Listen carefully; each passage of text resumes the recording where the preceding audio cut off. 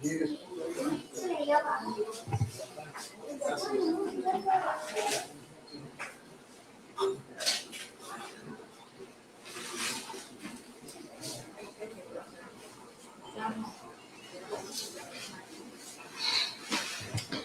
buenas noches a todo el público asistente.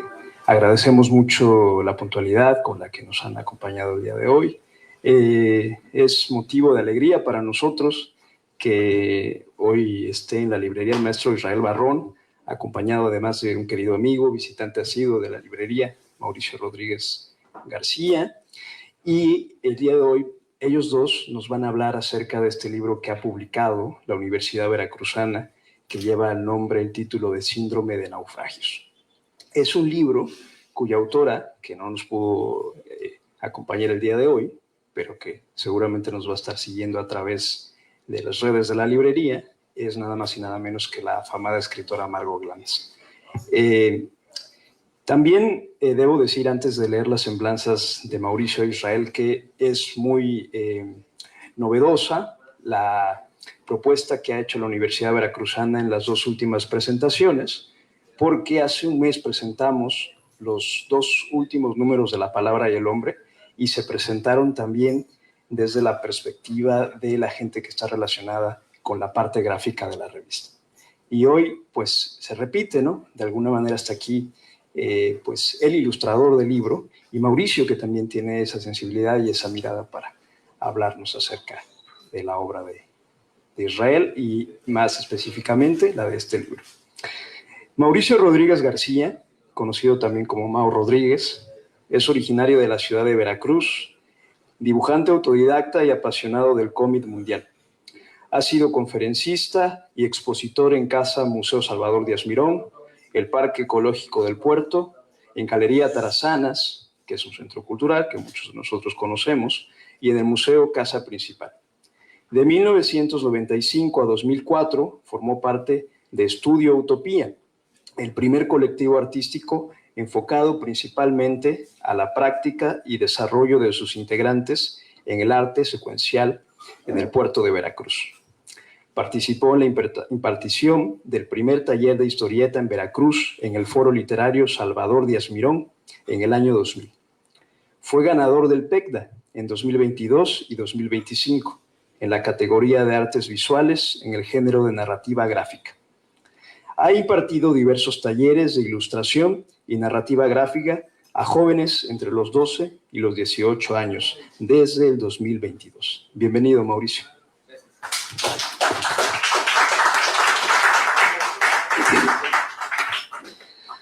Israel Barrón estudió artes plásticas en la Universidad Veracruzana.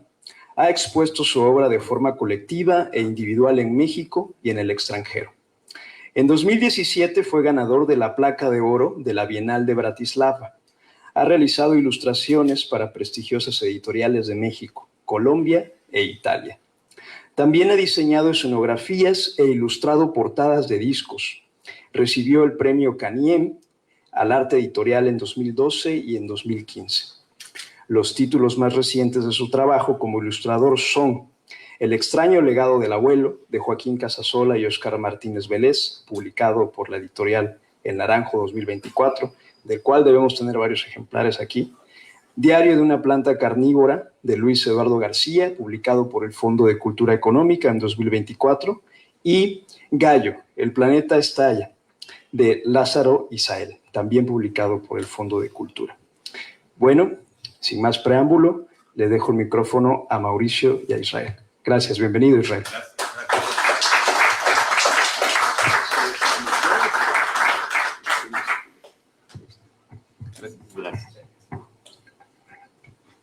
Bueno, vamos a comenzar un poco con las preguntas obligadas y es un poco como saber primeramente si conocías previamente la obra de Margot Glantz antes de abordar el proyecto ilustrándolo. Bueno, primero muchas gracias a Mar Adentro, a toda la gente que hace posible pues, estos encuentros. Muchas gracias, Mau, por la compañía y por la charla que vamos a tener. Y pues muchas gracias a ustedes que se toman el tiempo, un espacio para poder escuchar a dos personas hablando de libros, así que eso siempre es una cosa que nos pone muy, muy feliz. Yo he comentado cuando he tenido un par de ocasiones de hablar de este libro. La verdad puedo decir que es una presentación o una primera presentación que se hace aquí en Veracruz. O sea, es un libro recién sacadito del horno, entonces apenas lo estamos dando a conocer. Pero bueno, cuando he tenido la oportunidad de compartir un poco la experiencia de cómo fue ilustrar este texto en especial, menciono que la mayoría de las veces yo como ilustrador de libros casi no me toca o no me ha tocado la suerte de conocer la obra de los autores. Esto se debe a que, bueno, primero es por ignorancia, porque pues, en teoría debería de conocer más a ciertos autores y decir qué bonito que voy a ilustrar un libro para fulanito de tal. Pero sucede que muchas veces estos autores trabajan para un nicho muy específico, sobre todo en la línea de la literatura infantil y juvenil. Ahora, he tenido la suerte de que en algunas ocasiones algún escritor que yo admiro resulta que me invitan para ilustrar su libro. Y en el caso de Margo, es uno de esos escritores que uno sabe que son muy importantes, que conoces algo, su trabajo, su trayectoria, y que tuve la suerte, el privilegio de leer uno de sus libros que de alguna manera marcó en cierto sentido del que vamos a hablar. Yo tuve la suerte, el privilegio de hacer un viaje a la India hace ya algunos años. Yo ya había visitado la India, no sé, hace unos 15 años, 16 años, y tuve la oportunidad de regresar hace 4.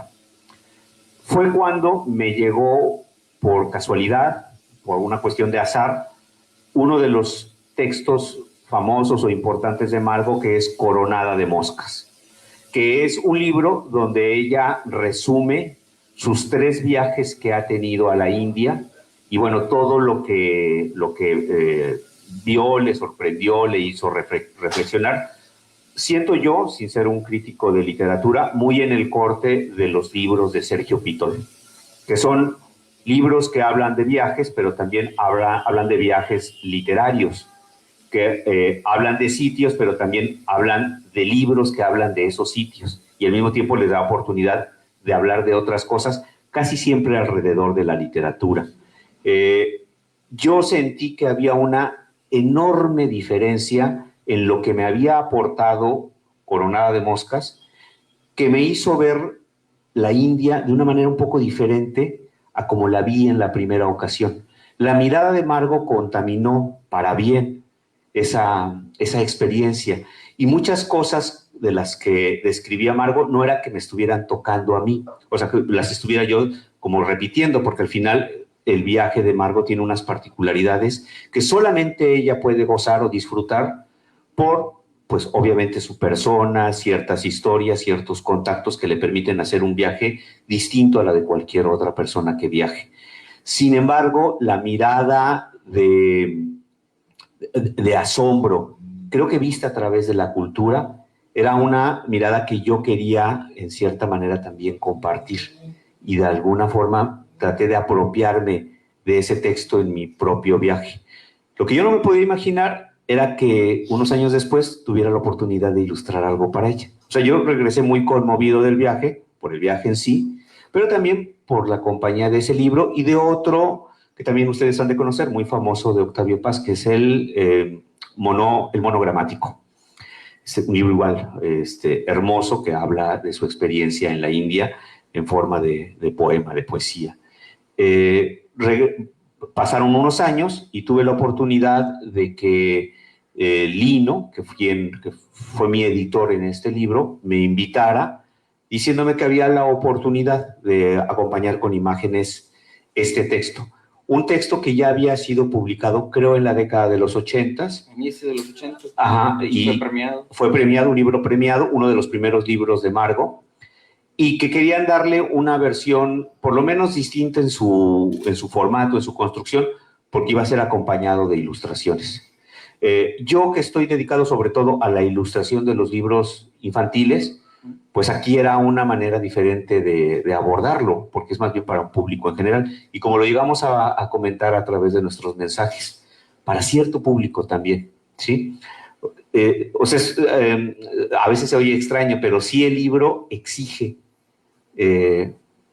formas de conocimiento que nos hacen más gozoso, para que nosotros entendamos algunas cosas que Margo nos quiere decir, que de todos modos creo yo es una obra tan abierta que permite una interpretación desde lo emocional y no necesariamente conociendo la historia de escritores o de personajes que nos cita alrededor del libro.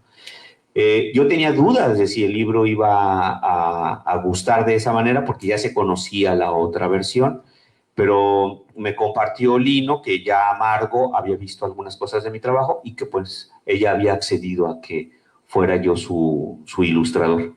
Y bueno, así fue como comenzó el tema y la pregunta, ¿no?, que tú me haces si yo la conocía, por lo menos en ese sentido. Claro, y la elección, por ejemplo, del formato, de si iba a llevar color o si iba a ser hecho a lápiz, ¿todo fue tuyo o fue impuesto? No, fue una sugerencia de Lino, del editor. Lino había visto, o yo le había compartido algunos dibujos que yo suelo hacer en mis libretas cuando tengo la suerte de estar viajando, de estar fuera, que la verdad es muy pocas ocasiones, ¿no?, que se da pues esa situación que yo siempre pienso es una suerte, ¿no?, una gran suerte poder estar en otro lado sin hacer otra cosa que lo que te gusta, en mi caso que es dibujar un poco y conocer un lugar que pueda ser muy distinto a donde tú vives o de donde tú vienes, ¿no? Le había mostrado estos dibujos y él pensó que el libro podía tener esta atmósfera como la tienen las bitácoras de viaje, dado que mucho de lo que nos describe Margo es una especie de periplo entre estos náufragos, que son náufragos que en lo físico existieron, pero también náufragos en lo emocional, donde un naufragio personal te lleva a escribir o replantear tu propia historia desde la perspectiva del arte, de la literatura. Entonces él creyó que primero alejarnos un poco del color, porque casi siempre no siento que sea como lo correcto decir, pero casi siempre asociamos que las ilustraciones en color van más pensadas para el público infantil. Y no es así, hay muchas ilustraciones en color que van para un público más adulto. Pero las ilustraciones hechas en lápiz, un dibujo como si fuera un apunte de una libreta, daba esa sensación de un diario, pero un diario pensado para otro tipo de lector. Y fue esa sugerencia y como partimos haciendo el libro. Sí, fíjate que algo que me parece como muy interesante del libro es que naufraga en distintos géneros, ¿no? O sea, hay partes en donde de repente el texto te parece poesía, pero luego es un poco ensayo y luego es una especie de tributo a la literatura que a ella le encantaba o a ella siempre le ha gustado. Y cuando lo leí, sí me parecía un texto muy rico, pero también complejo de decidir qué imaginar o qué ilustración hacer, ¿no? Y a mí me gustaría mucho saber cuál fue tu metodología para elegir las ilustraciones que hiciste para ello, que se están exhibiendo acá en pantalla, ¿no? Ya. Sí, bueno, he leído que el texto es un poco un libro inclasificable porque toca estas distintas formas de escritura, ¿no?, que van desde como dices, desde la crónica, un poco el ensayo, lo poético. Hay por momentos una narrativa que nos acerca más al cuento o a la novela, pero son por momentos, ¿no? Y eso hace que tengamos un bombardeo de imágenes no página tras página, a veces son 3 frases y en las siguientes 3 ya te está diciendo algo bien diferente. Yo estoy consciente, y eso lo he platicado con otros ilustradores, que una ilustración nunca va a poder tocar lo que un texto diga, aunque sea un texto corto. A veces un texto de un par de frases es muy difícil que todo eso aparezca en la imagen. Y bueno, ahí es una decisión a veces entre el editor y el ilustrador. A veces solamente el ilustrador es el que toma esa decisión, o a veces muy dirigido por el editor. ¿Qué fragmento del texto queremos nosotros representar? Yo tuve la suerte de que Lino me dio una libertad absoluta y yo fui eligiendo lo que a mí me parecía atractivo, que a veces no rebasaba más que 2 renglones y eso representaba todo un capítulo, aunque trataba yo de incluir algunos elementos, formas que se citan en todo ese capítulo, pero muchas veces como figuras de fondo, como personajes secundarios, ¿no? Y sé que al final, pues no es una versión que necesariamente el que lea el libro pueda sentir que representa con cierta fidelidad lo que está leyendo. Pero siempre he pensado, un ilustrador no deja de ser alguien que muestra una versión, la del ilustrador sobre ese texto, ¿no? Y quien lo lee, pues obviamente va a pensar otras cosas mientras el texto lo está digiriendo, lo está consumiendo. Incluso me ha pasado que ahora que he regresado al libro, pienso, ¿por qué no mejor ilustré esto que esto otro? O sea, empiezo a tener hasta arrepentimiento, ¿no? Pero eso es normal. Sobre todo, creo yo, en una cosa tan compleja como es este libro en particular, que está lleno de evocaciones a muchos momentos que para Margo son esos naufragios, ya sea, como dije hace un momento, ya sea físicos, de personajes que realmente naufragaron y que cambiaron su vida a partir de eso, o esos naufragios emocionales o artísticos que al final también acompañan a cualquiera, ¿no? Entonces, bueno, pero fue así la manera en cómo lo abordamos, que digo, siempre será una versión. Podría yo en este momento, tal vez, si tuviera que volverlo a ilustrar, hacer otro libro totalmente diferente, porque esa es la gran virtud que también ofrece el texto de Margo. Sí, y platícame, ¿todo tu procedimiento fue artesanal o hay partes, sobre todo en la portada, que sospecho que hay algo de arte digital en ello? ¿Me equivoco? Ya, bueno, yo siempre he dicho, soy un ilustrador que hace todas las cosas como a la antigüita, o sea, sigo ilustrando como lo hacían los ilustradores de hace 800 años, ¿no? Los que ilustraban la Biblia, yo no he cambiado el método para nada, ¿no? Y se debe a 2 cosas, y eso lo platicaba ayer precisamente con mi mujer, que escuchaba a una ilustradora que compartía una experiencia de trabajo en uno de estos videitos que suben en YouTube. Y ella explicaba con mucha seriedad las grandes ventajas de ser un ilustrador digital.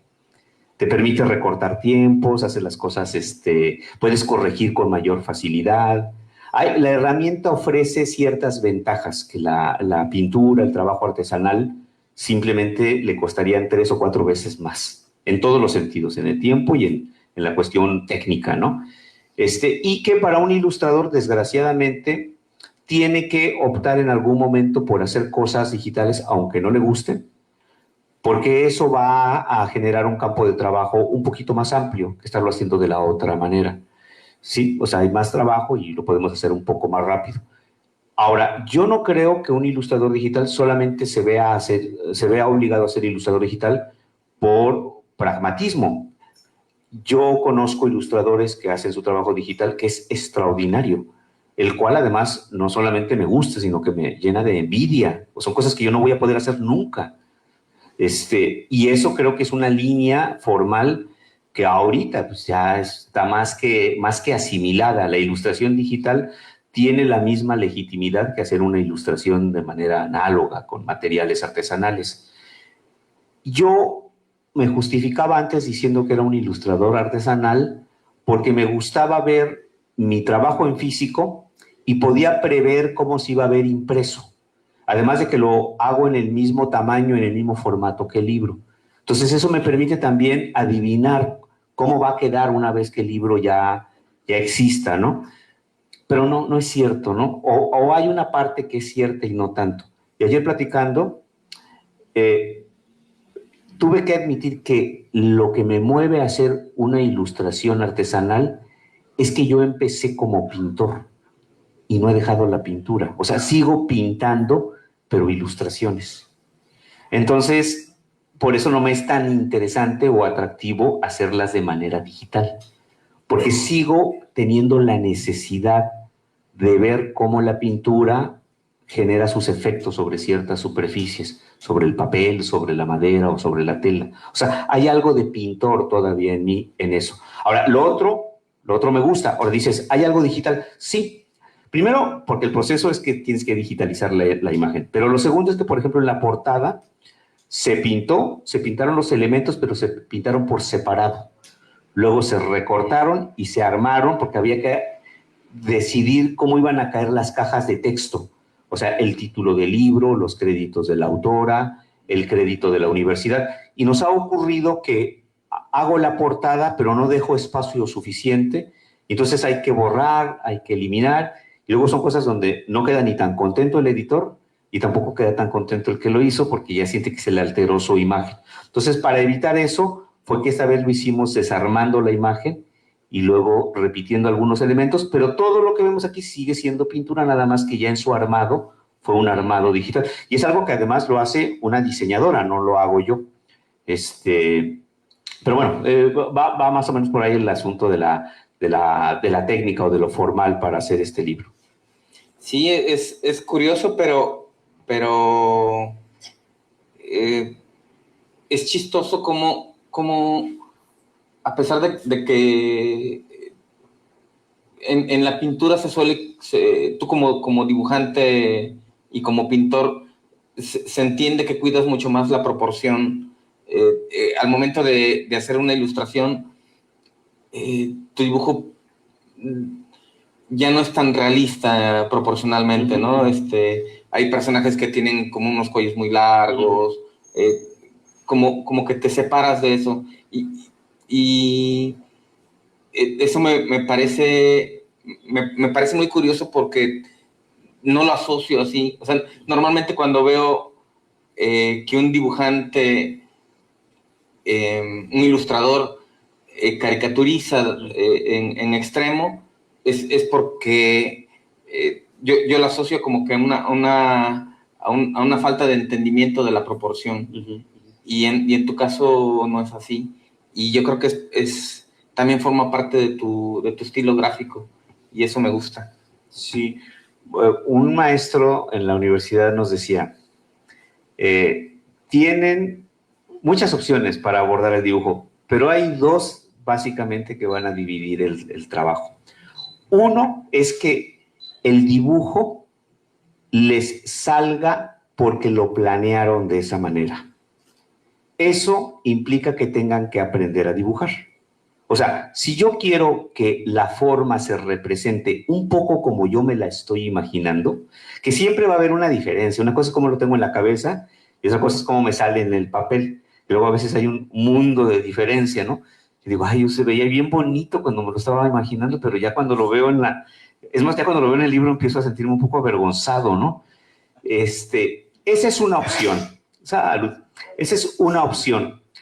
La otra es que el dibujo te sale, se ve bien, pero te sale como te salió porque no tienes otra opción. Es porque tal vez tus carencias para entender el dibujo te han orillado a que tengas un estilo. O sea, hay un estilo naif que a mí me gusta mucho. Es más, yo no soy de la idea, antes sí lo pensaba de esa manera, al haber sido maestro de dibujo durante muchos años. Un estilo formado a partir de la carencia de un dibujo académico. Exacto. Es que en el dibujo antes pensábamos que el único dibujo válido era un dibujo que mostrara, primero, cierto virtuosismo, cierto grado de dificultad y que se pareciera a la realidad. Bueno, ese es un dibujo más asociado a las bellas artes, que al dibujo como disciplina conceptual. El dibujo puede ser un dibujo de una sola línea donde está representando una forma o una idea, sintetizando todo, logrando que con un solo trazo, con un solo gesto, diga más que un dibujo súper barroco, lleno de elementos, que se ve que además solamente lo puede hacer ese dibujante. No, hay muchas formas del dibujo. Ahora, la pregunta ¿es válido que esas muchas formas del dibujo también entre el dibujo donde el dibujante no tiene una capacidad de reproducir la realidad? Yo creo en este momento que sí. Que el dibujo dentro del arte contemporáneo nos da espacio para que incluso esos dibujos que tienen este carácter muy infantil o que pudiera parecer que no construyen la realidad como la entendemos, sean tan interesantes y a veces hasta más interesantes que los otros. Ahora, ¿cuál es la desventaja de un dibujante que solamente puede hacer lo que sus limitaciones le permiten? Que no se puede mover para otros rangos, nada más. Tiene que dibujar lo que sabe hacer y san se acabó. Y aquí recuerdo lo que me decía mi maestro de dibujo, que bueno, esto se lo he repetido mucho a mis alumnos hasta el cansancio, que dibujar es un poco como aprender a votar. Dice, ¿cómo? Sí, dice, cuando votamos, votamos por diferentes criterios. Votamos por tradición, porque tradicionalmente mi familia votó por el PRI toda la vida, pues tengo que votar por el PRI. ¿Sí? Voto porque me siento ideológicamente afín al partido por el que quiero apoyar. Me siento que soy de izquierda, me siento que soy de centro, de derecha, y voto por el partido que creo representa esa forma de pensamiento. Voto porque el candidato me parezca carismático. Es tu guapetón o habla muy bien, y entonces eso genera confianza y le doy mi voto. ¿Sí? Voto porque me convence a través de mentiras. Aunque yo no sé nada de ideologías, pero me habló más bonito que los demás y de alguna manera me convenció. Y lo vota. Luego te arrepientes, pero ya votaste por él, ¿no? Y me decía mi maestro, el verdadero votante debería de ser el que estuviera obligado más bien a conocer todas las opciones. La opción del guapo, del que te habla bien, del que te habla desde la posición de la izquierda, desde el que te habla de la posición de derecha, y compararas tus programas. Creo que me parece mejor, o yo me podría sentir más beneficiado si este hombre apoya la cultura como no la apoya este otro. No sé, pero la obligación sería conocer la mayor parte de esas propuestas para que emitieras un voto razonado. Y me decía, en eso el dibujo también se parece. Tú deberías de conocer formas distintas de representación del dibujo. Y más adelante, y practicarlas, entenderlas, ensayarlas, y más adelante elegir la que creas que se adapta mejor a tus necesidades, a tu carácter, a lo que quieres representar a través de una imagen. En eso, decía, el dibujo se parece al voto. Ahora, los dos también se parecen para mal, porque ni conocemos bien a los partidos y a veces solamente nos quedamos con un solo tipo de dibujo, porque es el otro el que no podemos hacer. Yo creo que al final el resultado, que es lo más relevante, no le importa todo lo que yo estoy diciendo. Hay dibujantes que a mí me gustan mucho, que son dibujantes como si el trabajo, la imagen la hubiera realizado un niño no de 5 años, de 2, o sea, que son meros gestos, pero dicen tanto. Como también me puede seguir gustando ese dibujo complejo que se hacía en el pasado. O que algunos dibujantes tipo Lucian Freud, que es un gran dibujante, aparte de ser, bueno, era un gran dibujante, aparte de haber sido un gran pintor, también podía realizar. Yo creo que ahí el gusto nos permite que podamos abarcar de todo. El problema es más bien el que se dedica a eso, que siempre tendremos limitaciones. Y lo que yo hago es un dibujo que ya es una derivación entre lo académico que estudié en la facultad, pero también el dibujo que es una derivación de la ilustración, y de la ilustración que está enfocada a los libros infantiles y juveniles. Y de ahí sale un poco el estilo, lo que yo quiero representar, sumado a también las cosas que no puedo hacer y que me he obligado a representar de esa manera. Claro, porque aunque el proyecto anterior, que fue un libro infantil el que ilustraste, que también lo abordaste con dibujo a lápiz, sí veo un salto en el tipo de ilustración. Lo noto mucho más complejo, mucho más detallado, mucho más pensado en la composición. Esa ilustración que hiciste de una mano, ¿no? Me parece digno de enmarcarse y de tenerse en cualquier sala, ¿no? Me parece una maravilla. Creo que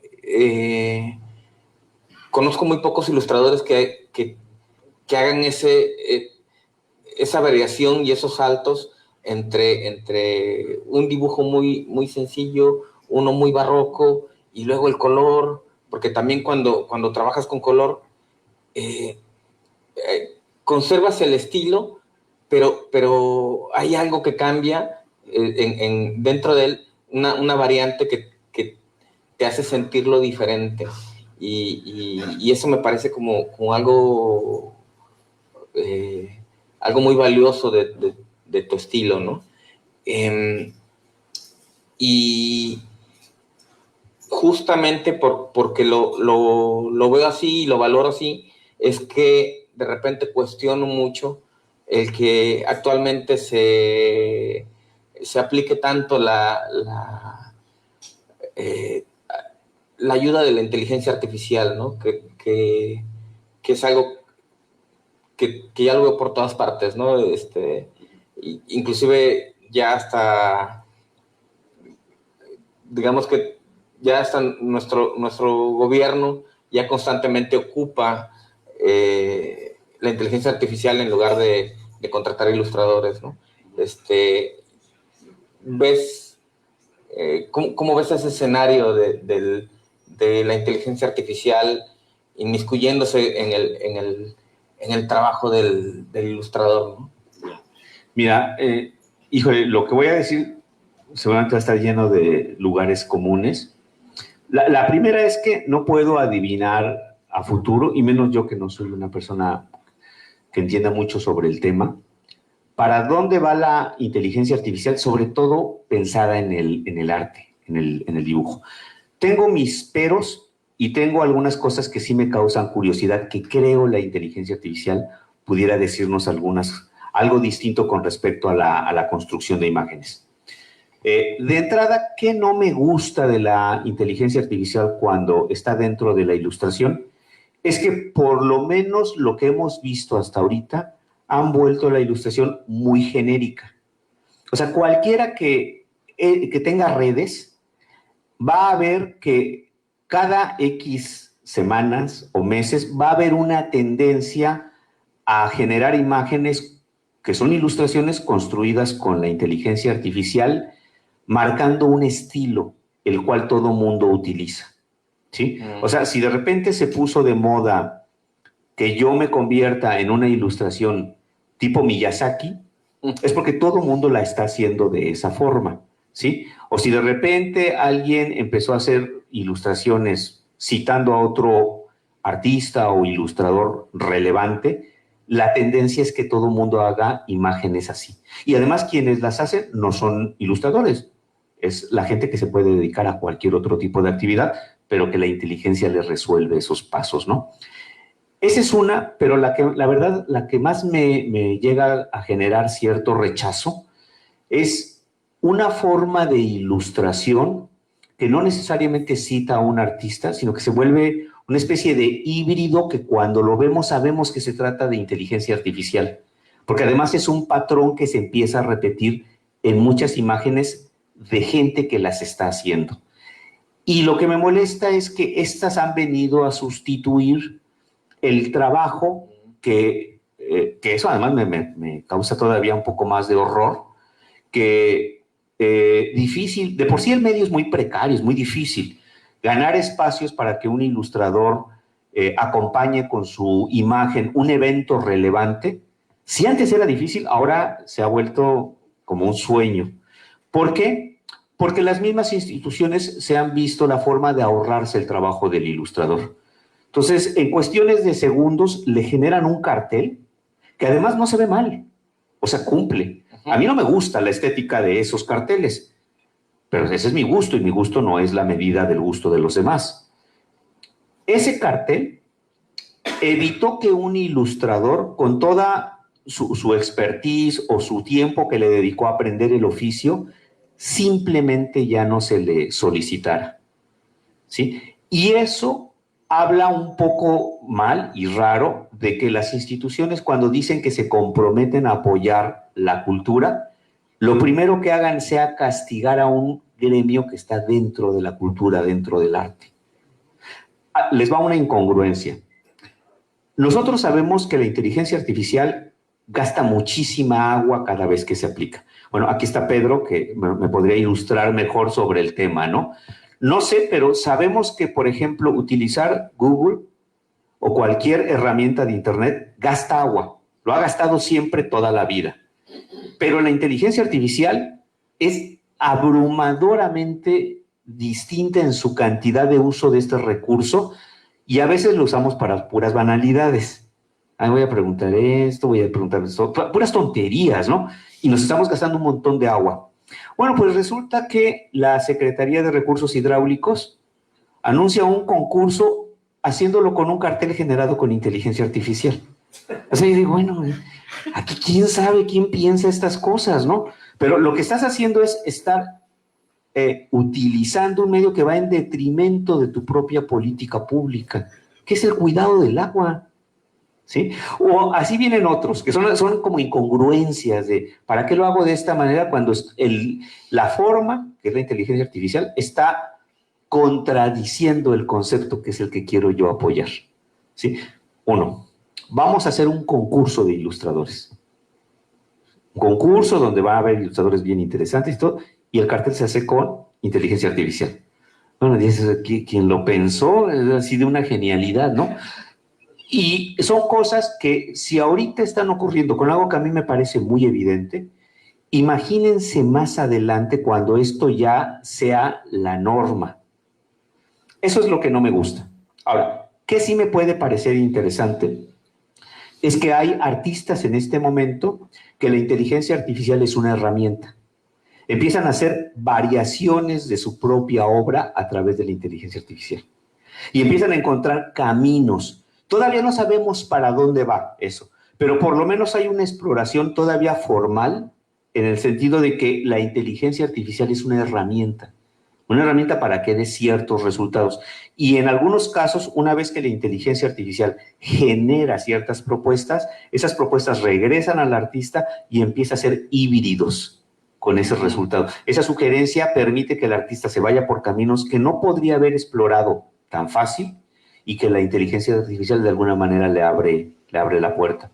Ahí es donde yo todavía no sé qué vaya a ocurrir, pero seguramente habrá mutaciones dentro del arte donde en unos años nos parezca un poco ingenuo que nos hayáramos querido resistir a que esto de alguna manera iba a tocar el trabajo, no de la ilustración o del arte, sino de todo, ¿sí? Pero es algo que yo no puedo, o sea, ahí sí no puedo especular porque no sé para dónde va.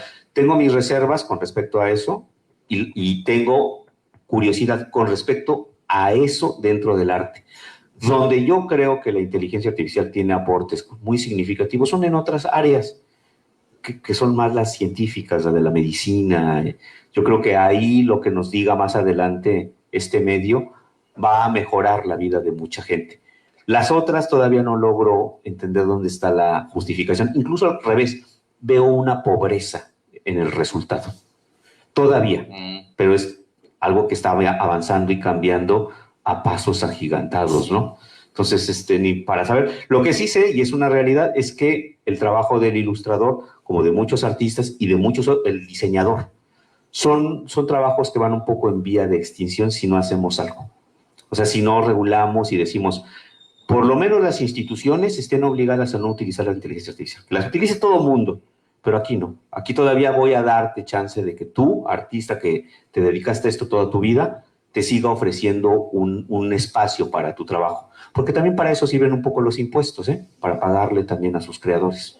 Entonces, que haya cierta regulación, para eso me parecería correcto. Para otras, pues no lo sé.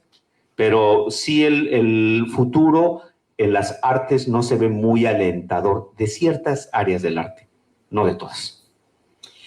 ¿Te sientes influenciado por artistas contemporáneos del medio gráfico? No necesariamente dentro del género de pintura, ¿no? Sino otros artistas ilustradores o inclusive quizás de cómic, por ejemplo.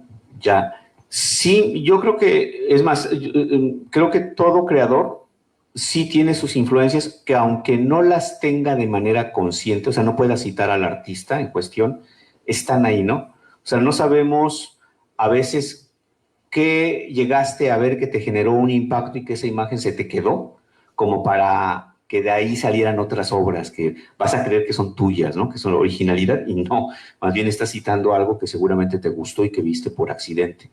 Yo en la ilustración siempre he mencionado que por lo menos hay dos creadores que fueron los que me hicieron ver la ilustración de manera distinta.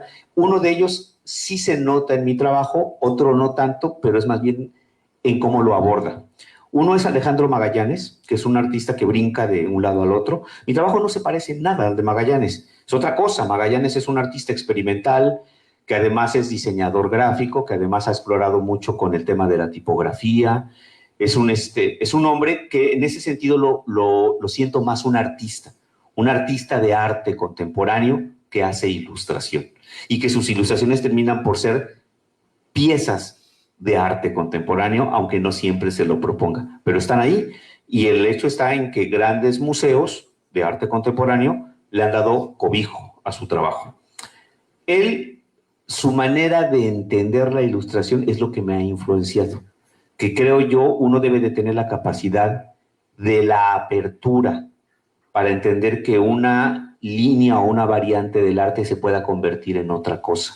Cuando yo estudiaba en la facultad, hace 20 y tantos años, todavía teníamos una visión, mis maestros tenían una visión muy ortodoxa del arte.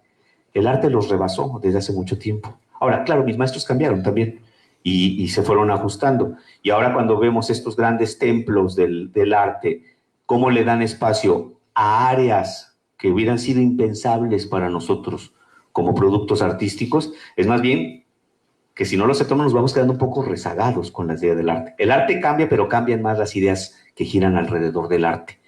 Bueno, él es uno, y otro que sí es más notorio su estilo o cierta paleta de color, porque es un ilustrador pintor, es Manuel Monroy.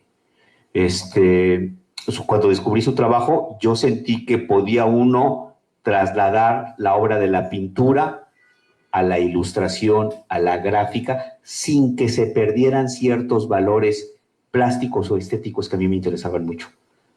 Y eso traté de que no se extraviara. Yo siempre he sido un gran admirador de Monroy. Sigo pensando que es un gran artista.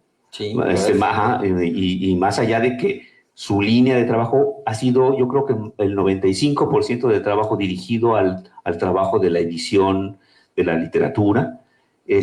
Pero su trabajo cuando lo ves en una galería es otra cosa, ¿eh? O sea, tiene una segunda lectura muy interesante. Y he tenido la suerte de que algunos de mis trabajos han coincidido con revistas donde él también ha publicado. O sea, de tenerlo como yo sería una especie de groupie de Monroy. En algún momento llegamos a coincidir, pero nunca he tenido la suerte como de platicar con él. Con Magallanes sí, pero con Monroy no. Y un tercero es un pintor que raya entre la ilustración y la pintura, que y también un poco entre la caricatura, que es Abel Quesada. Abel Quesada.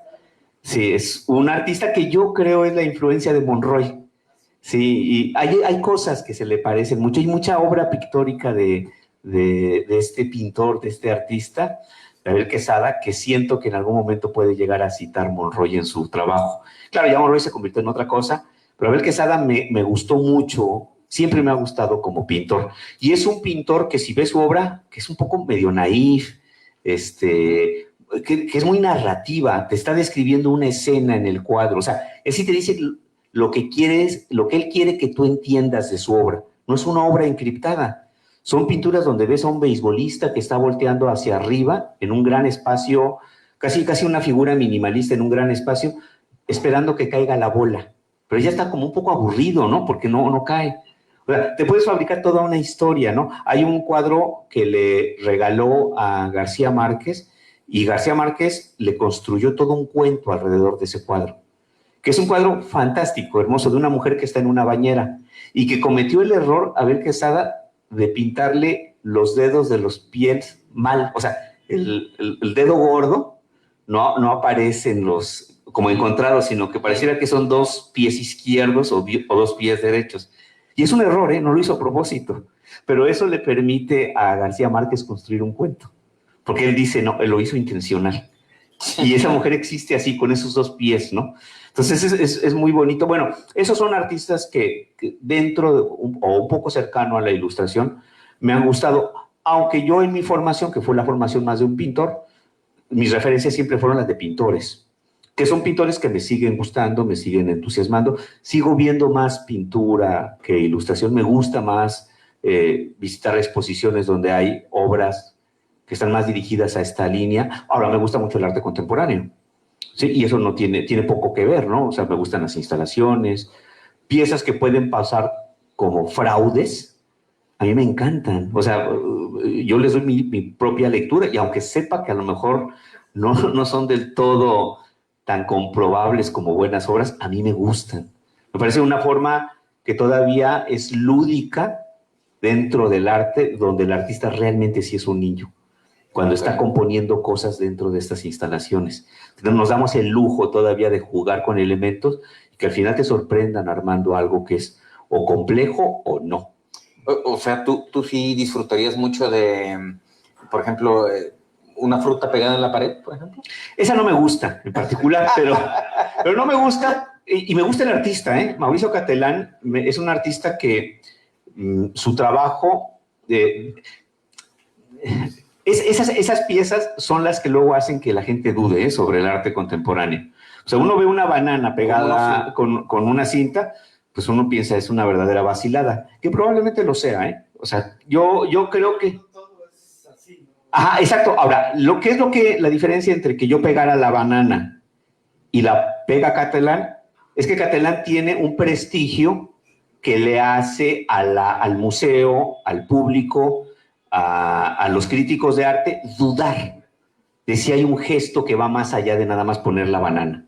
Y la obra se vuelve una extensión que tiene sentido con el trabajo anterior. Que el trabajo anterior de Catelán es un trabajo difícil, ¿eh? Es complejo. Él genera esculturas de cierto realismo que no es pegar un elemento, sino que hay cocina detrás de esas piezas. Pero ya una vez que tú empatas el trabajo de la banana con lo anterior, empieza a tener otra lectura. Eso no quiere decir... Pero entonces la trayectoria valida. En algunas ocasiones sí, en otras no. Mira, el hecho de valida que la pieza entre en una galería, en un museo. Yo me refería que si validaba una tomadora de pelo, ¿no? Valida eso, ¿no? No necesariamente. Mira, yo creo que depende de la lectura que tenga cada quien sobre esa obra. Les pongo un ejemplo. Antes de la banana hubo otras piezas que fueron igual de polémicas. ¿El zapato? La caja de zapatos. Es otra obra que a mí tampoco me convence mucho. Pero hay una que generó mucha polémica y es muy interesante porque hay libros dedicados tanto a reconocer la complejidad de la pieza, como libros dedicados para decir que es una tomadura de pelo, que es el tiburón que está en una vitrina de Damien Hirst. Es una pieza que no genera consenso. Lo interesante es que la pieza puede ser discutida desde la aceptación con muy buenos argumentos. Yo tuve la oportunidad de verla en vivo. Y es una pieza sorprendente, a mí sí me gusta, esa en particular me gusta mucho. No quiere decir que todo el trabajo de Damien Hirst me gusta a mí, pero el gusto es voluble, o sea, ese es mi gusto. A lo mejor la pieza que más me gusta de Damien Hirst resulta que es la menos buena, la menos interesante, la menos argumentada. El otro lado que dice que es una mala pieza, también uno puede creerlo. Sí hay inteligencia detrás de la crítica que dice no la acepto. Y piezas como esa, como La caja de zapatos de Gabriel Orozco, como La banana de Catalán y como cualquier otra que incluso generan discusión ya no dentro del medio del arte, sino del público en general, que dicen, ay, no, esto, pues con razón la gente no quiere ir a los museos, ¿no? O les parece que todo es un fraude. Y no, depende cómo la veas. Ahora, una gran obra, hasta la más importante, no tiene por qué gustarle a todo el mundo. O sea, ni la Mona Lisa le gusta a todo el mundo. ¿Sí? Y eso nos habla del gusto personal. Hay piezas que yo le he oído a amigos cuando hemos entrado a un museo que dicen, no, yo me brinco a esta sala. Y uno dice, oye, pero es que son los Botticelli. No me importa, a mí Botticelli me da hueva. Y se brincan para otro lado. Si eso no gusta, imagínate con las que todavía son experimentales. Pues causan todavía mayor dificultad. Ahora, el arte de nuestro, iba a decir el hambre, el arte de nuestro tiempo, yo creo, tiene ciertas dificultades todavía más agravadas que el arte del Renacimiento, que en su tiempo no fue tan comprendido. Y es por una razón. El arte antiguo tenía entre muchas funciones ser didáctico.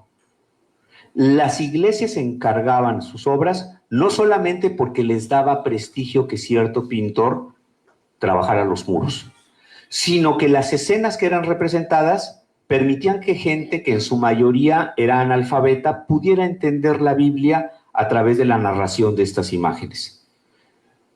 Ese es el sentido que tiene el arte religioso. Y el arte comunista, cuando también decidieron, y el arte de los muralistas aquí en México, han tenido esa razón. No es solamente el arte por el arte. Hay a veces atrás otros intereses que grandes obras se hacen también con esas motivaciones. ¿Cuál es el problema ahorita? Que el arte contemporáneo es tremendamente diverso. Antes era la pintura y podías estar o no de acuerdo con cierto pintor, pero ahora resulta que no estás de acuerdo nada más con el pintor, sino que no estás de acuerdo con el formato del arte. Hay gente que no acepta las instalaciones. Hay gente que que el performance le parece una vacilada. O sea, ya hay formas de representación que le exigen a las personas estar a un ritmo y a una velocidad en el gusto que muchas veces ni siquiera en el medio del arte existe. En el medio del arte no hay consenso para todo. Podemos decir que un artista es importante por ciertas razones. No significa que toda la obra de ese artista nos tenga que gustar.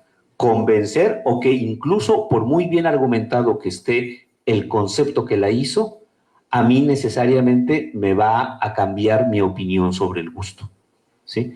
Pero es por eso, porque es muy diverso entre sí. Y mi propio gusto, yo que estoy en eso, estoy seguro que grandes obras que me causan un poco de rechazo, a lo mejor me estoy perdiendo buenas obras. O estoy valorando algunas que están bien chafas, pero que a mí me gustan. Pues ni modo, tengo que vivir con el riesgo, ¿no? Ya tendré unos meses más adelante para arrepentirme, pero ahorita acepto la equivocación. De acuerdo. No, pues bien interesante. ¿Hay algún proyecto nuevo en el que estés trabajando en donde apliques un poco esto que de lo que estás hablando ahorita? No, yo soy muy incongruente y nunca aplico nada de lo que pienso ni lo que digo. No, son cosas que pienso, pero no, en el trabajo luego, ahí sí lo digo con seriedad, poco luego tiene que ver con las cosas que pienso alrededor del arte o de la propia ilustración, ¿no? Y porque además el trabajo de ilustración es un trabajo colaborativo, o sea, intervienen otras personas que al final terminamos construyendo una sola cosa, que es un libro, y lo cual hace que el ilustrador no tenga la libertad que sí te da la de un pintor que nada más hace su trabajo en la soledad de su taller, o un artista de la instalación que hace el trabajo sin consultarle a nadie y luego vemos qué pasa una vez que se exhibe.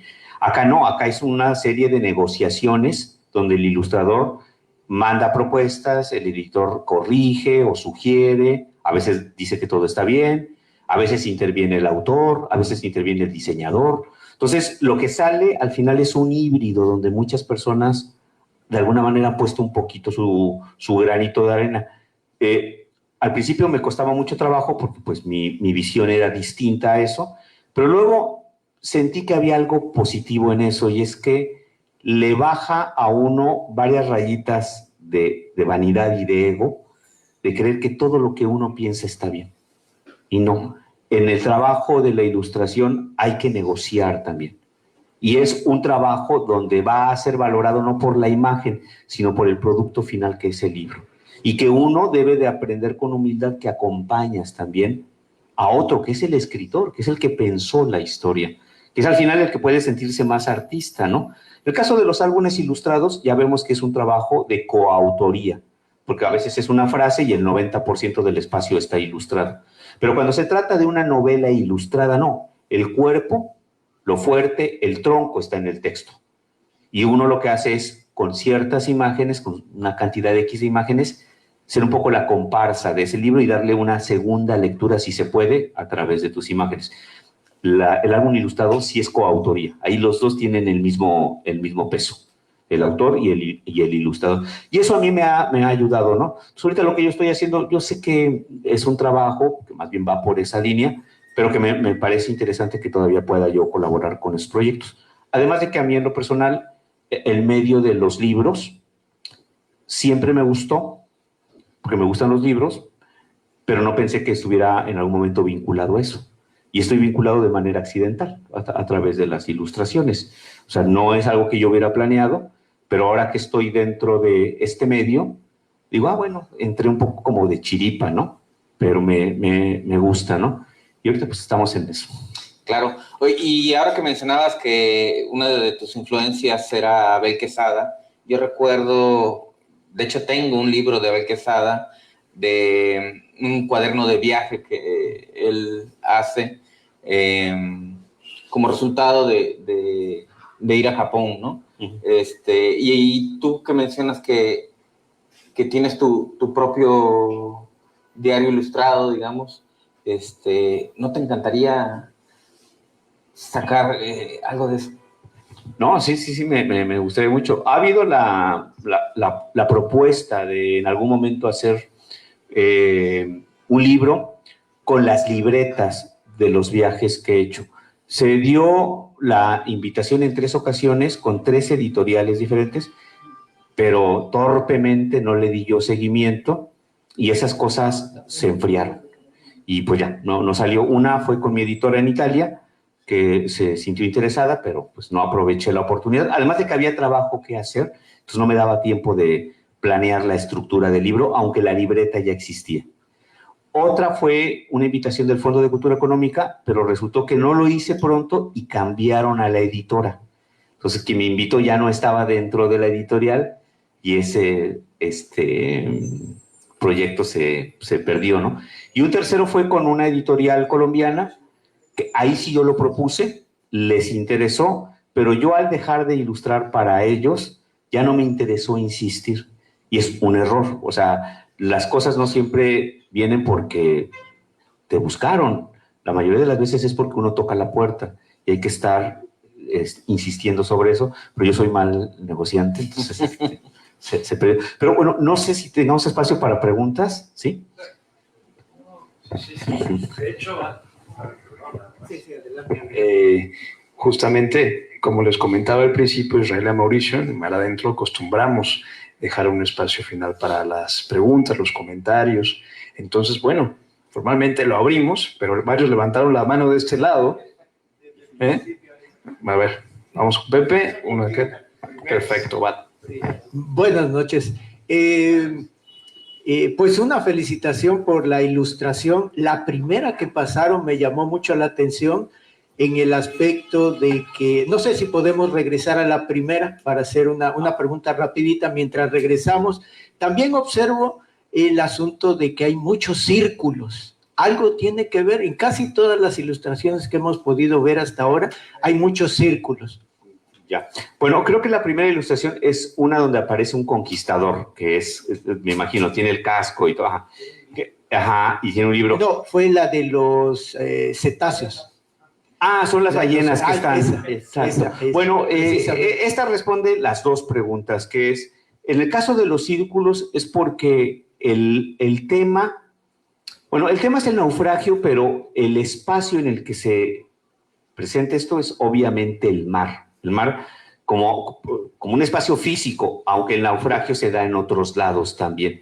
Entonces, para mí, que no iba a poder ocupar color en esta ocasión, pensé que una manera de generar una especie de símbolo que me representara como las burbujas o formas que me remitieran a mí al agua, fue hacer estos círculos. De ahí que casi todas las ilustraciones lo compartan. Ahora, esto de los círculos es algo que ha brincado a otras ilustraciones que no tienen necesariamente que ver con temas marinos. O sea, si ustedes ven otro trabajo que yo he hecho, van a ver que estos circulitos aparecen.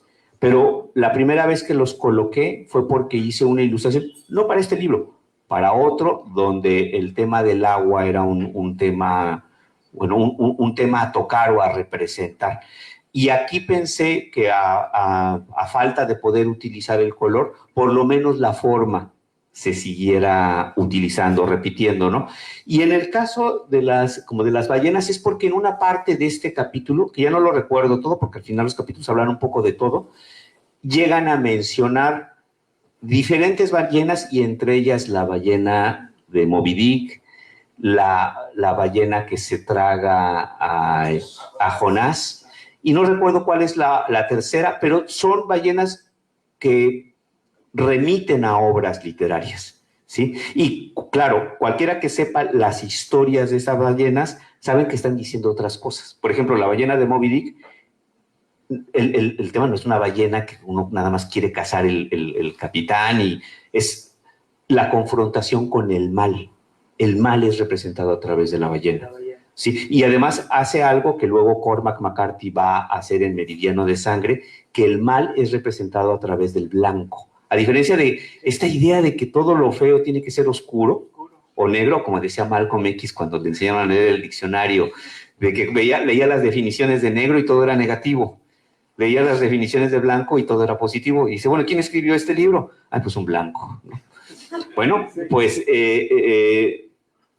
Melville, cuando escribió Moby Dick, representó el mal a través del blanco. Y Cormac McCarthy, que se influenció mucho por Moby Dick, representa se me fue el nombre del personaje, que es el juez Holden, exactamente, el juez Holden, es un hombre albino, calvo, sin pestañas ni cejas, que toca el violín, que le gusta el arte, que le gusta bailar, y es un abusador de niños. O sea, bueno, todo eso. Sí, ese es el juez Holden, representado a través de un hombre blanco, pero más blanco que los blancos normales. Es un albino, ¿no? Entonces, bueno, ya me desvié mucho, pero va por ahí el tema ahí de las ballenas. Como algo ya definitivo, no lo haga, no le ponga color. Así es el fondo del mar. Y por experiencia propia, así es. Yo se lo puedo decir, porque el que está ahí de negro soy yo. Ok. Yo se lo puedo decir, no le ponga color. Y la otra, si tuviera que escoger una ilustración de todas estas, ¿cuál sería? Yo creo que me quedo con la de la mano, que es con la que cierro el libro. Y me quedo con esa porque, bueno, formalmente es la que más me gusta, la solución de la pieza, pero porque además el relato en esa parte toca temas que a mí me interesan, que es también ciertas citas. Bueno, Margot Glantz es una escritora judía y ella hace en algún momento una cita, un comentario, precisamente a esta forma de castigo que podemos llegar a tener cuando somos insensibles ante el mal. ¿Sí? Yo no recuerdo la frase, no la quiero decir porque la voy a decir mal, pero hay una especie como de sentencia o de castigo, de que si uno le da la espalda a lo negativo, bueno, dice, que mi mano derecha se seque si me olvido de ti, oh Jerusalén.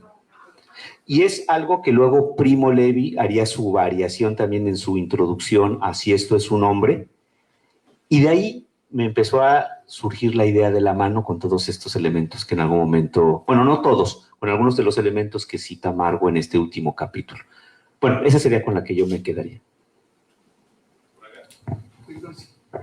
Bueno, yo quiero hablar desde esta experiencia y de lo que decía al principio, encuentro eso, ¿no? Que esa ilustración de este libro finalmente trata de representar al máximo el contenido del libro a pesar de las diferencias de género, ¿no? Yo creo que ahí está ese mérito, pero también pegado, es decir, que en el caso mío, por ejemplo, yo fui un fan y me gustó mucho Ríos, a pesar que decía de mamá que era un asco, pero bueno, eso era interno. Pero también por el otro lado, a mí en lo personal, que he visto sus dibujos, me han gustado de un tal Adolfo Hitler, que si lo hubieran aprobado, a lo mejor se hubiera ido por el arte, ¿no? Entonces, esta reflexión sobre qué es comercial, qué es válido, obedece también a las generaciones y al marketing interno, de que pudiera ser eso, ¿no? Entonces, yo creo que son cuestiones que hay que seguir, y recuerdo que siendo niño, yo empecé con Julio Verne y demás, pero, por ejemplo, en el caso suyo, que también salió en la lectura del currículum, de que también se ilustró un disco, no sé si fue de rock, balada o de lo que sea, porque para mí los discos eran súper importantes, porque hubo una época que comprabas el disco y tenía 1,000 millones de mensajes, y los libros pues eran paisajes que no te remitían a andar buscando cosas, ¿no? Entonces me da esa curiosidad, ¿qué le costó más trabajo? En ese caso de una figura representativa, ¿el libro o el disco? No, el libro, siempre el libro. Pero además, los discos que llegué a ilustrar, algunos son de... Llegué a ilustrar pocos, pocas portadas, como yo creo unas 5 para 5 grupos distintos. Pero recuerdo una que es así como la cumbre de lo mal hecho, que espero que no esté por aquí el músico, porque seguramente me va a escupir. Se llamaba, además el trabajo se lo habían encargado a otro, pero el otro por un exceso de trabajo o de flojera me lo pasó a mí. Y yo lo hice, pero salió con el crédito del ilustrador, o sea, no nos dio tiempo de cambiarlo, o algo pasó. Y era un grupo que ya se extinguió, que se llamaba Tito y sus hormigas. Y era un músico que era un tecladista, tenía un grupo que lo acompañaba y era música clásica, cumbias clásicas, eran cumbias, pero no era realmente un músico así muy famoso de Veracruz, de aquí de Veracruz. Y yo hice una portada donde, o sea, lo más obvio, ¿no? Los personajes, los músicos tenían cuerpo de hormiga y la cabeza de los músicos, pero además me los aventé, según yo el disco ni lo tengo, afortunadamente, pero me los traté de aventar muy realistas, los hice en acuarela, al grado de que yo estaba tan seguro de que sí se parecían, que yo se los mostraba a mis amigos y les decía, a ver, ¿quién es? Y me, no, pues es este cuate. Y eso me daba tranquilidad. Pero la verdad es que no fue una portada tan pensadas, ¿no? Llegué a hacer una que sí me gustó mucho para un grupo de aquí de Veracruz que se llama, ay, se me fue el nombre, es un grupo que toca sones, Juventud Sonera. Ese me gustó. Y tuve, bueno, ya para cerrar esto, tuve como la anécdota, sería, la anécdota de que un día, pasando por los mercados, me encontré el disco que lo vendían pirata. Y la portada la habían fotocopiado en un solo color. O sea, la portada era como las portadas de los libros, ¿no? Hechas con muchos colores y de ese tipo. Pero la de ellos, habían agarrado la portada, la habían fotocopiado, o sea, había quedado obviamente en blanco y negro, pero habían tenido la delicadeza de ponerle un color de fondo, o sea, el papel. Entonces, cuando lo veo, pregunto, ¿cuánto vale el disco? 7 pesos. Pero bueno, ok. Entonces yo lo tomo y todavía estoy revisándolo, a ver cómo me quedó, ¿no? Esto. Y me dice el del puesto, está muy bueno, dice, está bueno. Lo que me pasa, me interesa la imagen. Dice, atrás viene el crédito del que la hizo. Ellos habían tenido el cuidado de poner, y no era mi nombre, habían puesto mi correo electrónico, o sea, Barrón 900, no sé qué. Dije, mira, entre todo bueno, me llevé 2, eso sí los conservo. Dije, mira, esto es una cosa curiosa, ¿no? Y una vez se lo conté a un amigo y me dice, cuando te empiezan a piratear, es que ya estamos del otro lado, ¿eh? Mentira, yo sigo estando igual de mal, pero dije, bueno, por lo menos es una cosa curiosa. No, ¿de qué? ¿Quién más? ¿Es Pedro? Sí. Buenas noches, Israel. Hola, ahorita que mencionabas el asunto del cuento de García Márquez, sí. Hubo una publicación, no sé si sea del IBEC, pero que se llamaba Cuadros con Descuento. No sé si tú interveniste en esa publicación. Ajá. Porque también mencionaba ahí Armando de lo de Hitler. Hay un cuento de Gabriel Fuster, precisamente, que hace un cuento de un cuadro. Sí. O sea, era al revés de lo que estás haciendo, ¿no? Así es. Estás haciendo una ilustración a partir de un texto y ellos al revés tenían que hacer un texto a partir de una ilustración, que es un ejercicio interesante. Así es. Ese libro, creo que es de los 2000s. Uh-huh. ¿Dónde se puede conseguir? O por allí lo estoy monitoreando, pero no lo he podido encontrar. Mira, bueno, es un libro que yo creo que ya está inconseguible, porque no lo editó el IBEC propiamente, sino fue una edición que sacó Gabriel Fuster con una beca que había ganado a través de Conaculta. Y fue un tiraje relativamente pequeño, han de haber sido como unos 200 ejemplares. Entonces realmente quedó en muy pocas manos los pocos libros que alcanzaron a distribuir. Y ahí el ejercicio, que es una cosa que no me ha vuelto a ocurrir, y es chistoso porque fue la primera vez que yo participé en un libro y empecé al revés. Resultó que en una exposición que yo tuve en el World Trade Center, de entrada no eran ilustraciones, eran pinturas que había hecho yo para una galería. Entonces es un trabajo de otro corte, aunque ahora ya que lo vemos emparenta, pero en ese momento el sentido era otro. Entonces estos cuadros, que eran de un formato mediano, medían unos 2 metros por 2 metros, casi todos, fueron exhibidos en la galería de World Trade Center. Y después de la inauguración, no sé, como a los 3 o 4 días, Gabriel me visitó en el taller que yo daba de dibujo aquí en Casa Principal. Yo no conocía a Gabriel. Bueno, para los que no lo conozcan, Gabriel es un escritor y que ha publicado mucho y se mueve mucho y escribe mucho en las redes, ¿no? Entonces, él llegó a proponerme que quería hacer un libro basado en los cuadros que yo había expuesto, pero él iba a hacer los cuentos inspirados en cada pintura. Y yo ni le creí, primero ni lo conocía, ¿no? Dije, así mañana. Nada más él lo que esperaba era que yo le autorizara que sí y que le diera los archivos digitales para poder meter cada imagen entre cada cuento que iba a dividir como si fueran capítulos. Entonces le di las imágenes, bien, me desentendí. Bueno, pues en muy poco tiempo, yo creo que pasaron 3 meses, llegó con un dummy de libro.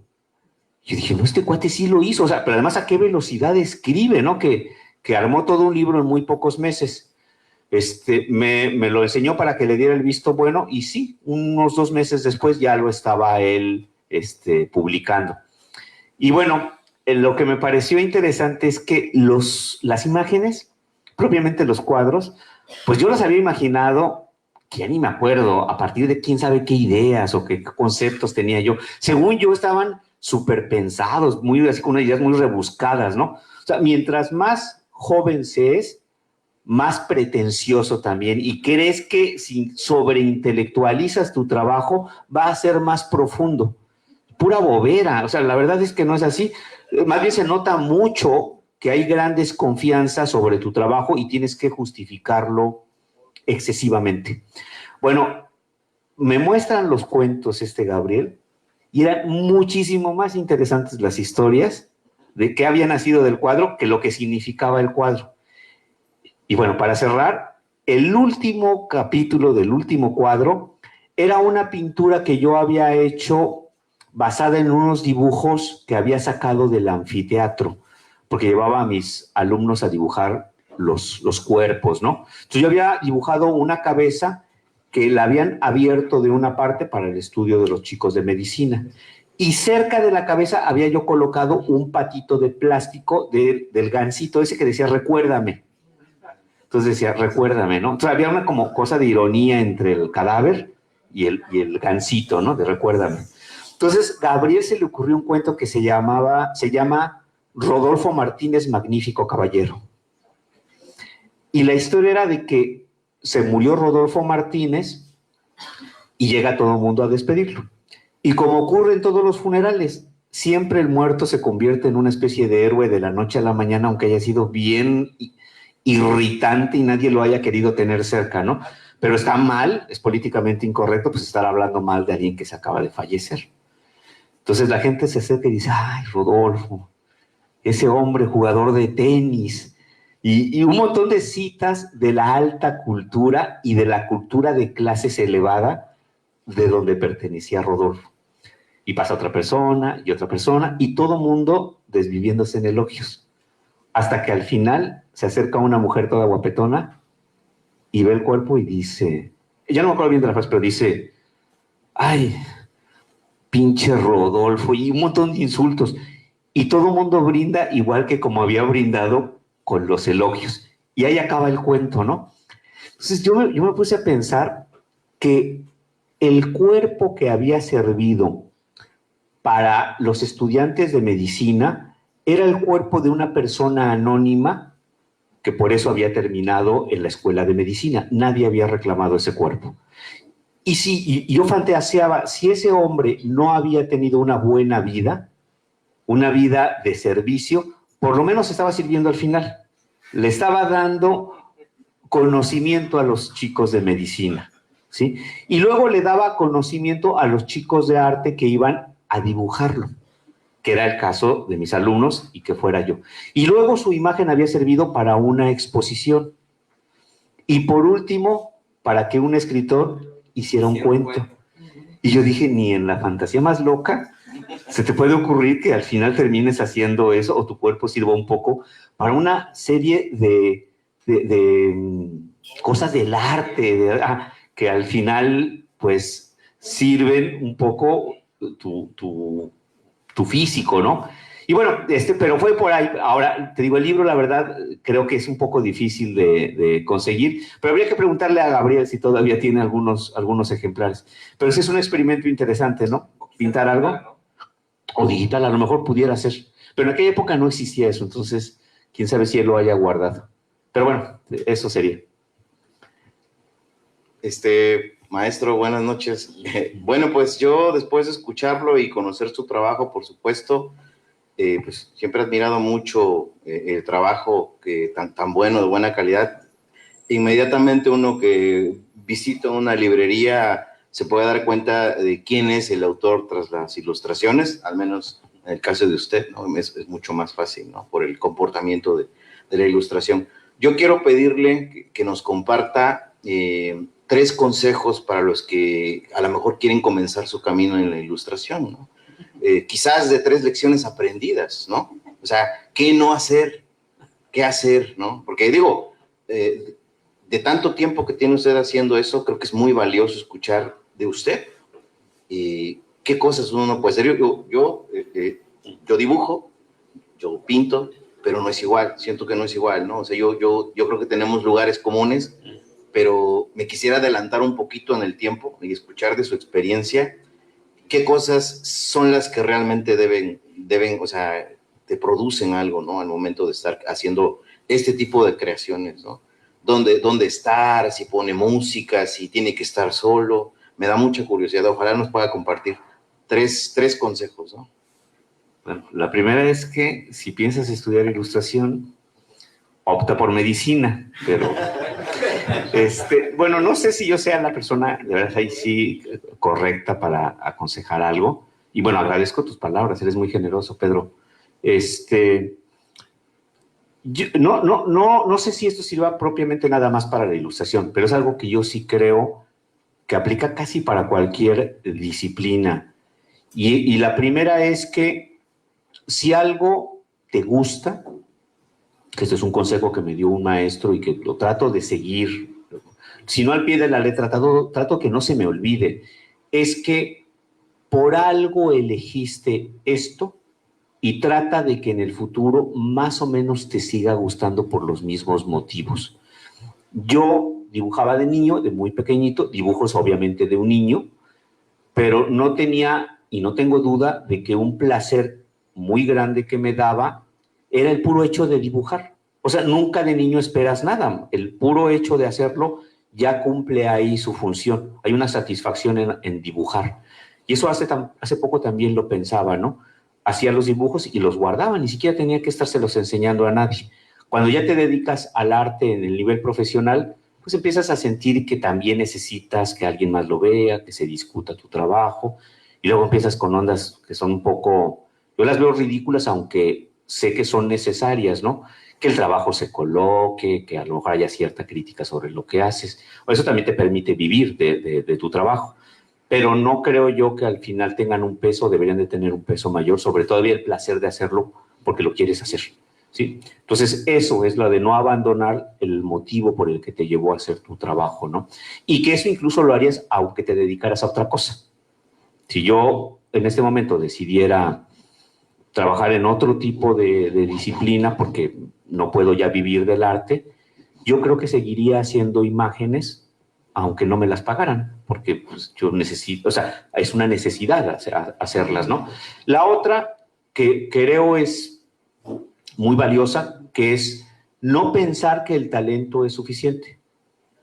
Es la disciplina. Es que tienes que hacerlo con constancia. Y que nadie en el mundo te va a obligar a que te pongas a pintar. O sea, hay necesidad de médicos. Se requieren los servicios de un médico, se requieren los servicios de un ingeniero para un puente, pero nadie se está muriendo porque saques tu cuadro mañana y llega a la galería. No hay una cola de gente.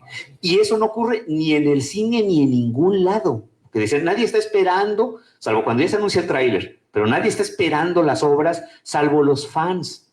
Pero el arte es una cosa que tú la haces por convicción, porque necesitas hacerla. Pero si quieres vivir un poco de eso, tienes que tener disciplina de hacerlo aunque no tengas ganas. O sea, no hay que esperar la presión para ponerse a hacer algo, ni que llegue un proyecto, ni nada. Porque si no, aquí no es como andar en bicicleta, de que lo regreso, lo retomo y sale con naturalidad. No, esto es una cosa de oficio, de constancia.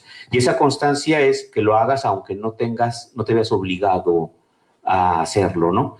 Y bueno, no sé, una tercera es que el trabajo en algún momento va a generar dudas. Es buscar tener el temple para a veces soportarlas, porque todos tenemos dudas de continuar. Si yo creo que esto es lo mío, seguramente en algún momento me voy a cuestionar de si está bien, si vale la pena, o si ha valido la pena hasta ahorita, o si mejor me debería dedicar a otra cosa. Hay que soportar un poco esas dudas para continuar, pero si las dudas te terminan devorando, no tiene nada de malo dejarlo y no sentirse culpable. Al final creo la vida es más importante que el propio arte, ¿no? O sea, el arte es una disciplina. Si me hace feliz, la voy a continuar, pero si llega un momento en que me aburre, ya no me genera entusiasmo, o de plano me está costando mucho trabajo vivir de esto, no tiene nada de malo que yo de repente vea otras opciones y no sentirse mal por eso. La vida es, yo creo que más rica y más compleja que las imágenes que luego podemos hacer. Pero te la estoy diciendo muy en abstracto, aunque son las que se me ocurren, ¿no? Que yo creo que aplica también para otras cosas. Gracias, Israel. Interesante. Me hiciste ver otra visión distinta de lo que contiene cada dibujo en un libro para poder motivar a la lectura. Me recordó esa frase de muchas personas: no, ese libro no lo leo porque no tiene figuritas. Sí, es una realidad. Entonces, hay una simbiosis entre la figura y la prosa que tiene el libro. Y ahí viene el contacto que debe tener, la sensibilidad que tiene un ilustrador. Sin embargo, ya existen distintas visiones entre un ilustrador, un dibujante, un caricaturista, para intercalar de acuerdo también al criterio del editor y también al criterio del escritor. Porque si el escritor dice esa imagen no va de acuerdo con lo que yo quiera, pues en un momento hay un impedimento para hacerlo. Bien, pues en realidad esa distinción de tantos, el dibujante, el caricaturista, y escuchar de Abel Quesada, que fue lo que me motivó a hacer esta intervención. La primera imagen que tengo de estas ilustraciones, vamos a llamarle, fue a través de la caricatura. Abel Quesada lo perdía yo en el Excelsior, en la sección editorial, ahí estaba, con en Don Glostoro, era uno de sus personajes, muy interesante todos, y pues gracias a estas ilustraciones, pues se puede sustentar, cimentar más en la cultura hacia el fomento a la lectura. Miren. Y a los niños les encanta ver esas figuras, Otro de los también que recuerdo, de los primeros ilustradores, vamos a llamarle, no tenían ese nombre, en el libro de Don Quijote, que primero fue la prosa y después ya fue el dibujo. Y con Durero también, que eran otros tipos de impresiones. Ahora son pues ilustradores, pero no es el género, porque cada artista aplica en cada libro su sentimiento, su necesidad de proyectarse ahí. Interesante es esta plática en la que nos hace distinguir entre el dibujante, el caricaturista, el ilustrador, porque es el pintor también. Y además, lo mencionaste en un museo, ilustrarse del mensaje que da cada pintura, ¿eh? Y el artista que lo percibe, que lo absorbe y después lo digiere y lo transforma en otra cosa, es esencial. Gracias y está pendiente otro encuentro. No, pues muchas gracias por palabras. Gracias. Pues no sé si hay alguien más. ¿Qué tal, Israel? ¿Cómo estás? Bien. Eso es bueno. Yo quería aprovechar para preguntarte, dentro de tu proceso creativo, cuando tú empiezas a hacer bocetajes y empiezas a diseñar tus personajes en base a el texto, ¿en qué parte de tu proceso creativo tienes más dudas? ¿Dónde tú, independientemente si tu editor ya te aceptó ciertos bocetos, empiezas a tener dudas de que no estás abordando las imágenes como se debería, o que no estén, por ejemplo, no sé, por poner un criterio amplio, a la altura del texto, o que no lo ilustran como a lo mejor a ti te gustaría? ¿Dónde tienes más dudas dentro de tu proceso? ¿O es pura certeza? Bueno, Miguel lo dice porque me quiere pullar y ya lo conozco. No, dudas las tengo hasta cuando el libro ya se está vendiendo. O sea, nunca voy a estar convencido. No, pero el momento en el que asalta la peor de las dudas, que eso es algo que me acompaña desde el primer libro hasta el último que esté ilustrando, es cuando, una vez que terminé de leerlo, empiezo a hacer los primeros apuntes y me aventuro, cuando todavía no están los bocetos construidos, como creo que ya se van a acercar a la ilustración, pero le mando esas primeras imágenes al editor. No es solamente porque porque la mayoría de las veces el editor las va a rebotar. Son muy, pero muy pocos los editores que yo he tenido, editoras, porque son sobre todo mujeres. Son muy pocas veces las editoras que me dicen, ni me mande, ya mándame la ilustración, y como que tengan una confianza. Pero esa es una cosa rarísima. La mayoría de las veces me van a revisar los bocetos y la mayoría de las veces me los van a rebotar. diciéndome, no, mira, vamos por acá, piénsale de este lado. Pero no es tanto el que las regresen y que tenga que replantear.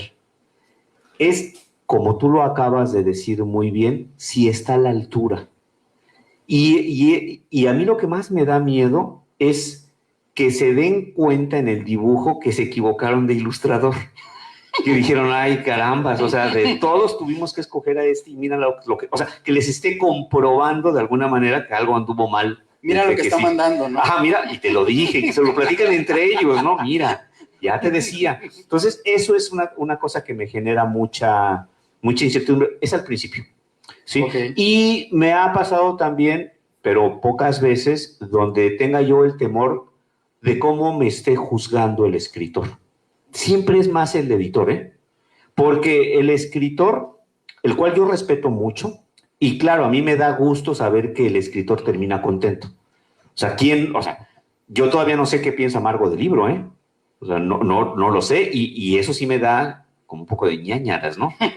¿Por qué? Porque la respeto, porque la admiro y porque quiero estar a la altura de las expectativas de Margo. No de su libro nunca voy a estar a la altura, eso lo sé, es un gran libro, pero sí por lo menos del gusto de Margo. Ahora, Margo conocía mi trabajo y yo escuché cosas elogiosas de mi trabajo. Entonces, lo que más pena me da es que hubiera cierta decepción de lo que ella esperaba conociendo lo de antes. Es más bien una especie de, ¿cómo se dirá? Que yo mismo me impongo unas expectativas sobre mi propio trabajo que a lo mejor no es tan importante que las piense, porque no lo trabajo con comodidad, ¿sí? Pero con los escritores, salvo este ejemplo y otros que sí me ha gustado saber que les gusta, o que sé que a lo mejor no terminaron tan contentos, no me siento tan mal. Casi siempre es más con el trabajo del editor. Y es que curioso, el editor sabe muchas veces más sobre el tema de la ilustración que el escritor. Yo conozco escritores los cuales respeto mucho, admiro mucho su trabajo, y tienen unos libros ilustrados horriblemente. Y dije, ¿en qué momento no intervino el escritor, no? ¿Por qué no les dijo, oye, cámbiame esto, no? Y luego los oyes hablar y dices, pues creo que no les importa mucho el tema de la ilustración. Bueno, conozco uno que no voy a dar su nombre porque es muy famoso, sí, que alguna vez le escuché decir, a mí me da lo mismo quien me ilustre. O sea, de veras rebajando el trabajo del ilustrador. Pues sí, o sea, así por eso terminan tus libros como terminan, ¿no? O sea, si piensas eso, pues ya ahí vemos los resultados. Y sin embargo es un súper gran escritor. O sea, gran escritor de vaca sagrada, pero que no le importa eso. Y otros, al revés, que intervienen mucho. No, me gustaría que fuera así, que fuera acá. Esos son peligrosos porque no terminas por avanzar nunca, ¿no? Nunca los vas a dejar contentos porque ellos tienen una visión de su libro. Ellos ya se imaginaron los personajes de cierta manera y tú nunca vas a cumplir con esa visión. O sea, es tu interpretación. Por eso los editores sabiamente no les enseñan el trabajo a los escritores ya hasta que está muy avanzado. Así que, mira, nada más les piden la aprobación. Cuando se trata de un escritor importante, le muestran en su catálogo 3 ilustradores. Dice, mira, queremos que sea este, pero ¿cómo ves tú? Y el escritor puede decir, no, este no, ni este tampoco, vamos a probar con este. Y que nos mande bocetos para ver qué pienso yo. Y ya, lo dejas o no satisfecho. Pero yo creo que los editores han tenido el cuidado de no decirme mucho lo que piensan los escritores para no darle tanto golpe a mi autoestima, ¿no? Ok, gracias. No, a ti. Pues ¿alguna última pregunta? A la 1, a las 2 y me apuro a las 3. Bueno, pues muchísimas gracias a todo el público asistente. Muchas gracias, Mauricio. Muchas gracias, Israel. No se pierdan mucho porque mañana tenemos una presentación en Mar Adentro. A las 7 de la noche se va a estar presentando el último libro del sello editorial de la librería, que es Historia Ilustrada de la Intervención Francesa y el Imperio. Así que bueno, están más que invitados. Como saben, casi todos los eventos que tenemos en Mar Adentro son de acceso gratuito, así que invitadísimos, bienvenidos como siempre. El libro, Síndrome de Naufragios, se encuentra aquí mismo en la librería. Aprovechen que está Israel, el ilustrador, para llevarse una firma y seguir conversando con él. Muchas gracias, nos vemos a la próxima. Gracias a todos.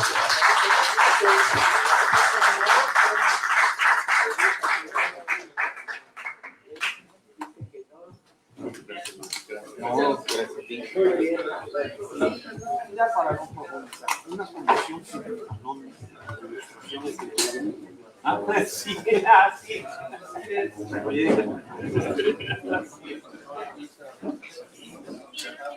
No, pues